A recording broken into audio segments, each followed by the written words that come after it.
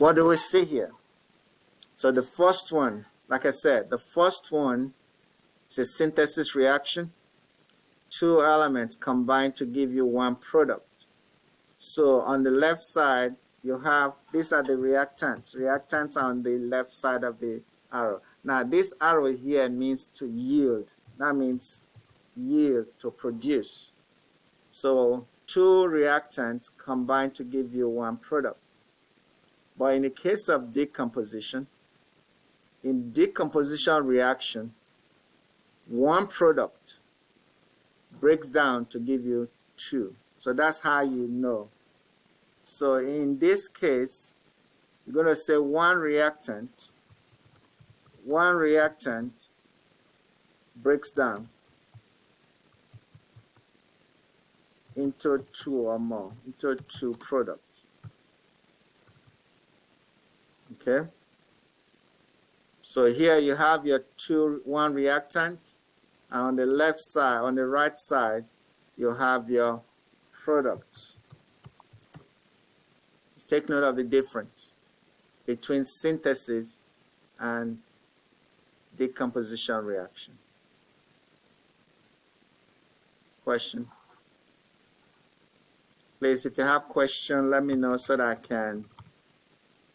I can quickly go over that again. So you know the difference between the two. Let's look at where the products are and where the reactants are. Synthesis, combine to come together. Decomposition, to break apart. Now let's look at another one. Let me, okay, save this.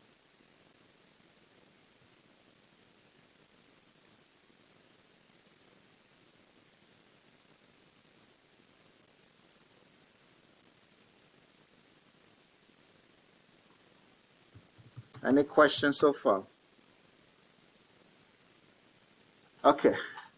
Now, let's look at this third type of reaction. The third type of reaction. We have what's called single replacement. Single replacement. One element, okay? One element, let's say we have zinc, which is an element, plus a compound, let's say HCl. HCl give you zinc chloride plus H2O, hydrogen. What is happening here? What you notice here is that one element, zinc, replaces another element here, hydrogen. Okay? And then instead of having, what's it called? Hydrogen chloride, now you have zinc chloride, and then you have your hydrogens now by itself. One element displaces another element in a compound. So you have element and a compound in a single replacement reaction. Okay? Now, how does this differ from double replacement reaction? In a double replacement reaction, double replacement, you have, let's see, make it black.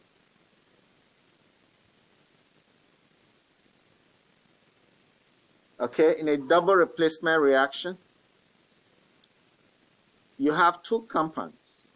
Let's say in this case, let's say we have iron 3 chloride plus lead 2 nitrate.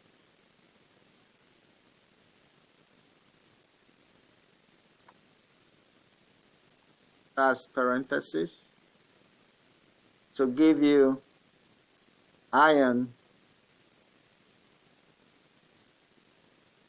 nitrate. So here we're going to be iron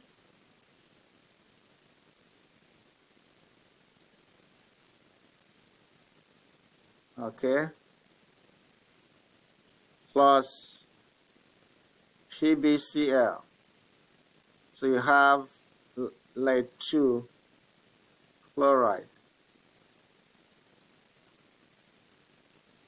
Now what is happening here? You can see here you have two compounds. Okay, you're having two compounds.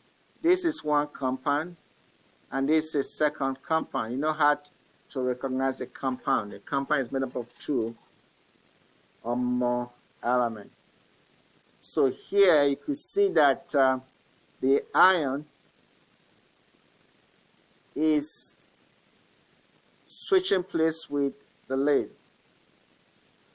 So here you could see that the lead has combined with chlorine because it switched place with the iron that was chlorine partner. Okay, so that's how you recognize. Okay, let's use. You recognize two different elements switching places. So what's going on? I'm going to use different color.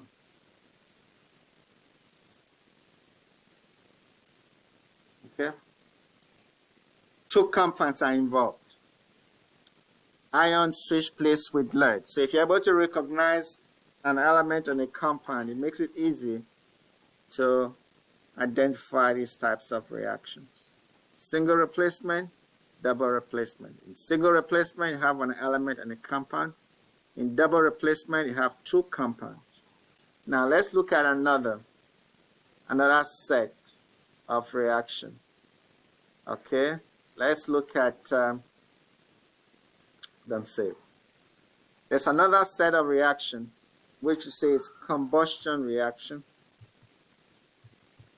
How do we know a combustion reaction? You have to take note of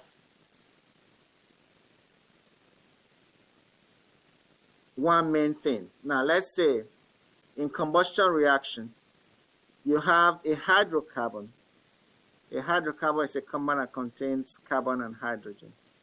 Let's say in this case you have ethanol. Ethanol, you use ethanol at home. Okay, it's an alcohol.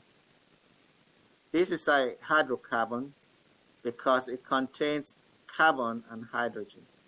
Now, one thing about combustion reaction is that oxygen is always involved. You always have oxygen because without oxygen there won't be combustion. So here, when it happens, there's always two types of products. That is, carbon dioxide and H2O are always produced.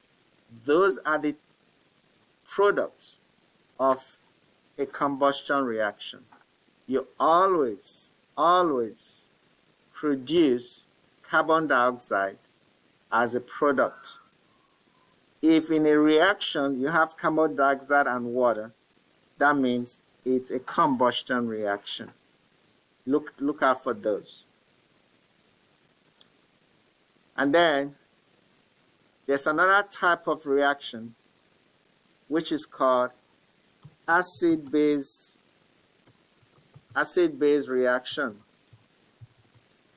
Now in this, for you to be able to recognize an acid-base reaction, you have to know how to identify an acid and base, which we talked about, which we did last semester.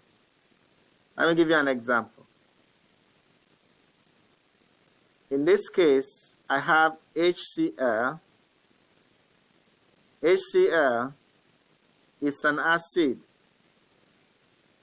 plus a base. An example of a base is sodium hydroxide. So how do we know it's an acid or a base? We know it's an acid or a base because of the hydrogen. The hydrogen is how we recognize it as a base, as an acid.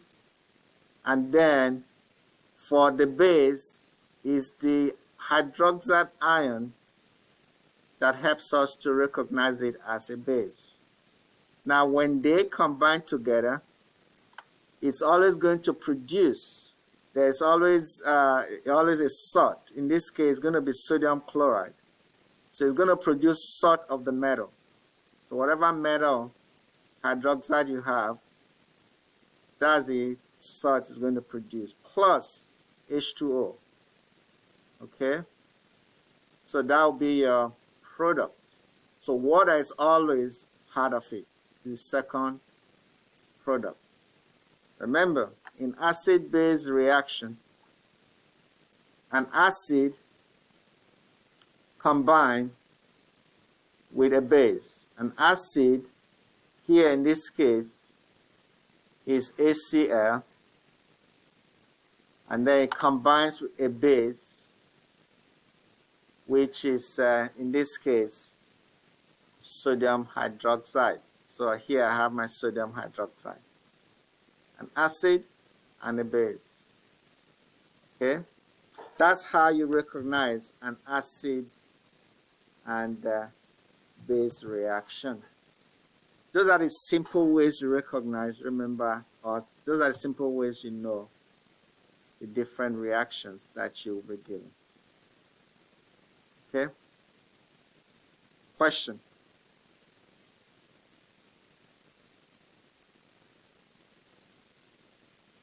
Any question for me? Now, what I'm going to do next is I'm going to ask you guys to do a quick Kahoot. So it might be 10, we won't do all of them. Maybe I just do 10 of the questions so that you guys will have time to do the quiz, do the test. You have 3 attempts for the test. At the end of the, 3 attempts are 20 questions. So if you do it first time, you don't get the grades you would love to have. Do a quick review and then try it again. We would simply take the highest, your highest score. Okay? That's what makes it different from advanced. If it's advanced chemistry, we'll find the average. But in your case, we just do the highest score that you have. So let's see how this will help us. Kahoot, I will want you guys, 4 of you, to log into Kahoot using that the pin that will show on the screen. Go to kahoot.it and then enter that pin. So I'll give you about 2 minutes. That should be enough.